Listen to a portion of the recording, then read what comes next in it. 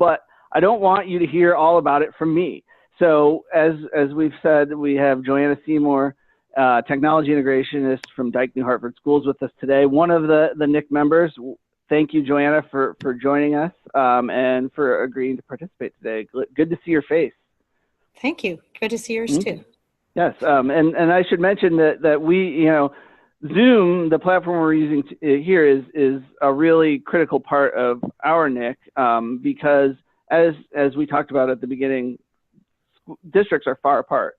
There's a big geography that we're separated by. We do a lot of virtual collaboration like this, so it's not uncommon for me to see Joanna or her peers on the NIC in a setting like this. So.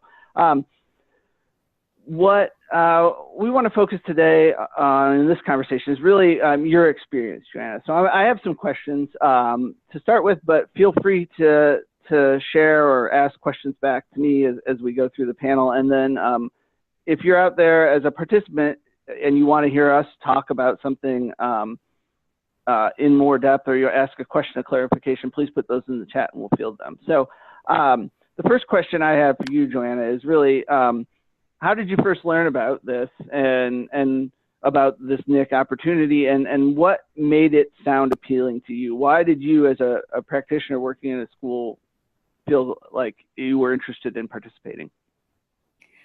So last year, in the early fall, our superintendent came to us offering this opportunity. A little background, about 2 to 3 times a year, we do a survey based on Clarity Bright Bites data, which gives us a snapshot of how our teachers and our students are using technology. And for years, we've kind of been stagnant.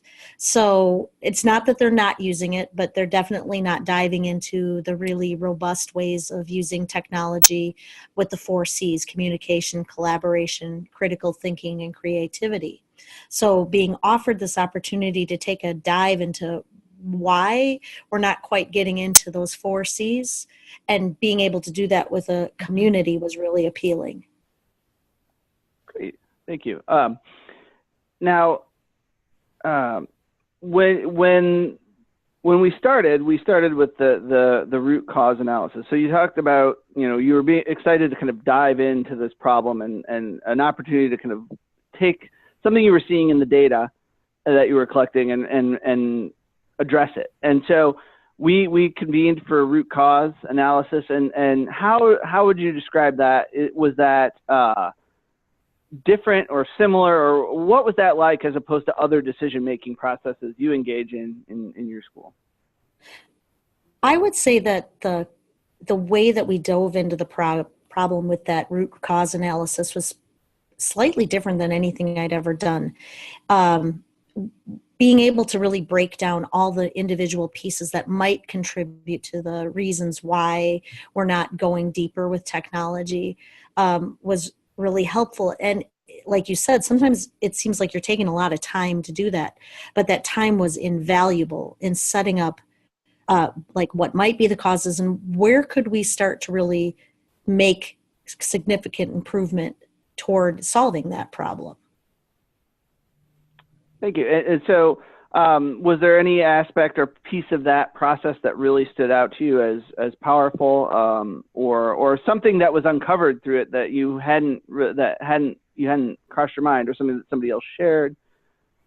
Well, I think that the fact that we started out with our own school teams and saying like what we felt our issues were, and then finding out that we're not really alone, and that the other schools had very similar challenges that they were facing, and then being able to even see, okay, they're seeing this in this way, we're seeing this aspect in another way, and then having that conversation. So going from a smaller group to that larger group and expanding our view on the root causes for our challenge was super helpful.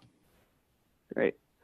And one other thing that you mentioned earlier that I want to pull up, you said that it seemed like we did spend a lot of time working on defining the problem, and I can attest to that because I was at those sessions, and we did a root cause, we did a theory of action, we did take our time across multiple sessions, and how maybe was that, how does taking that time, how did it feel in the moment versus like when we got to the actual first cycle and you could start to see, those reasons why, right? How did that play out? What were your reactions there? So I never really felt frustrated too much with the process, but I'm not the only person in my team. And so I think at some point, some people are thinking, well, why are we spending so much time doing this? We can just solve it by doing this. That isn't really the way that this process works. As most people know who are in the educational setting, reflection is extremely important. So actually taking time to dig and then dig again and ask more questions and really, really, really get to that root was valuable. And I think even though some might have been feeling frustrated at the beginning, as the picture came together and we came up with an actual plan, we all felt invested in it because we'd spent the time figuring out what could all the potential options be and choosing where we were going with it. But then we also felt pretty certain that the choices we made, how we were going to try to improve the depth of SAMR in our buildings, that it would actually probably take root and make a difference. Awesome, thank you.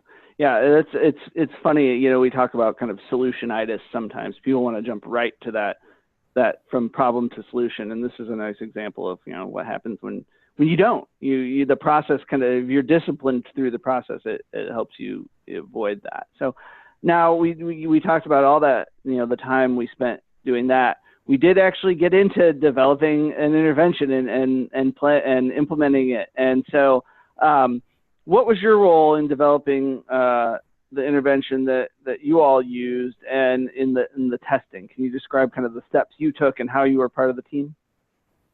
Yes. So I'm the technology integration coach for the district. So I have a natural role in being responsible for improving the use of technology at the times it's needed.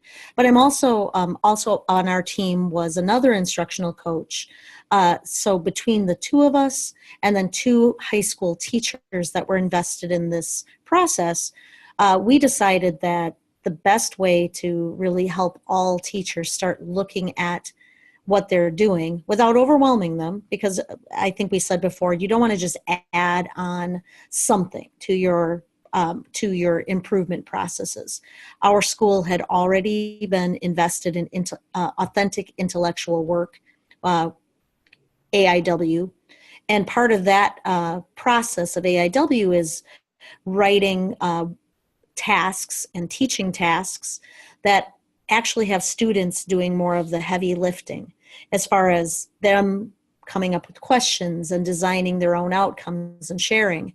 It actually dovetails beautifully with SAMR, because if you're really developing the kinds of lessons that ask kids to construct their learning and choosing the way they're going to share their learning, then they're probably going to choose technology tools that in a way that's not just paper pencil, that it's very much how are we reaching out and collaborating with the larger community, or how are we sharing our ideas and our learning with the larger community. So we decided together to build it into our coaching tool. So when we sit down with teachers and say, what are you trying to achieve with your students today?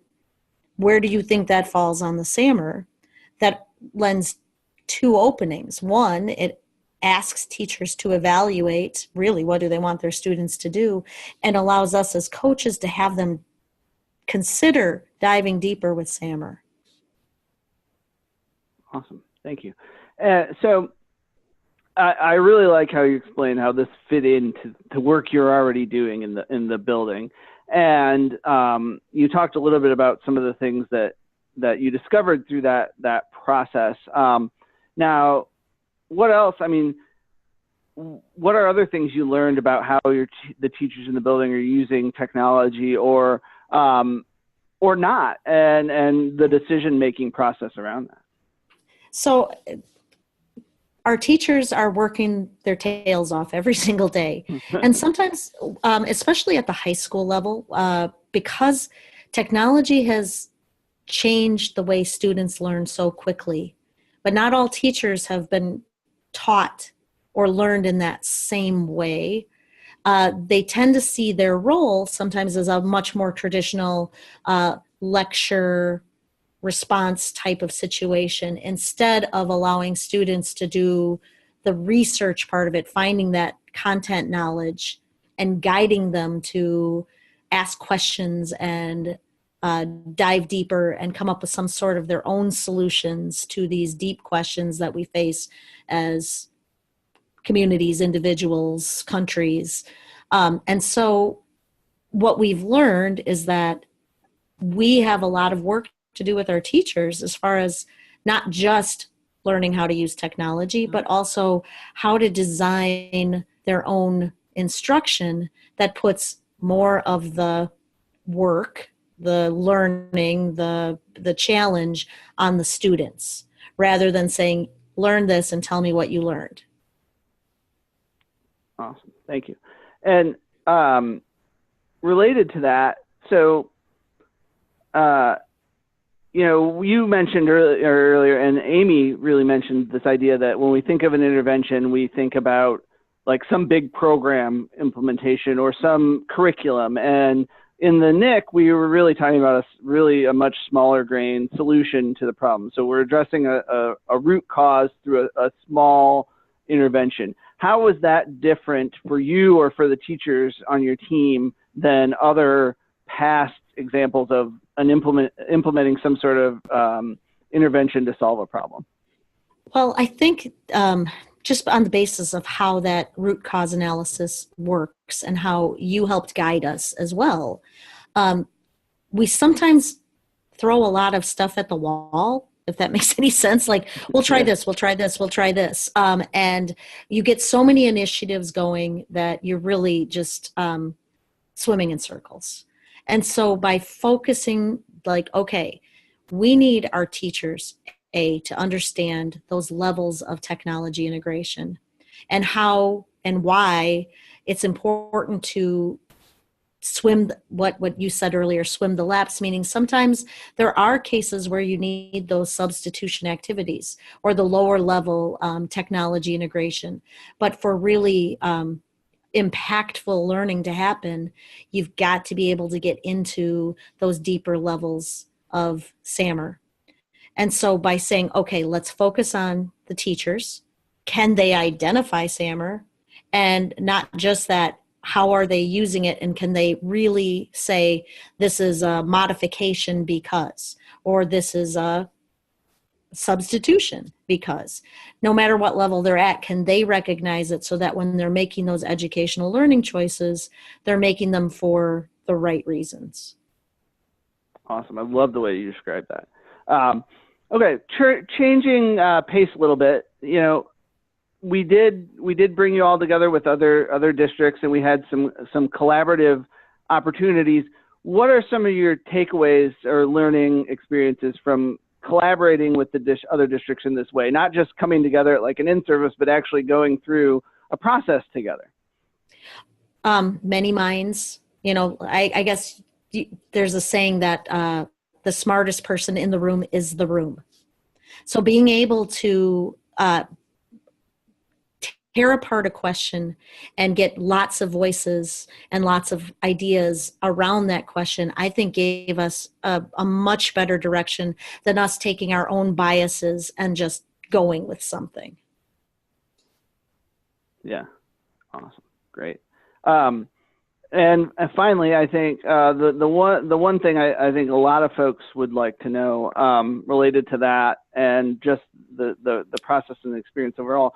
So if you are an educator or a leader in a building or in a district if I were thinking an educator or a leader thinking about integrating network improvement communities as part of my school improvement plan or part of a department plan, what advice would you have for me in doing so? Well, number one, you need to make sure that all the people that are involved in this are on board. And again, when we started, I think that we sort of were told we had to do it. Luckily, the people that that chose to be a part of it were very invested in the belief that this would help improve our community. And so if that had not happened, I think it would have been an utter failure.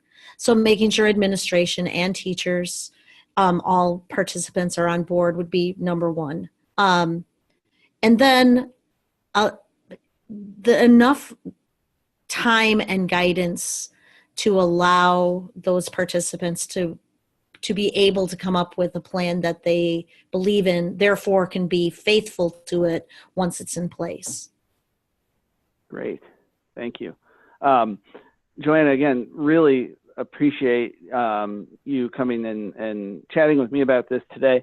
Now, we are going to transition a little bit to some Q&A. And so we've had some questions submitted in the chat, and if you haven't submitted one yet, you can feel free to still do so. So I'm going to read them out, and then between you, me, and Amy, I think we can all take a shot at answering these. So looking here first, the first question I see for our panel as I try and navigate up in the chat.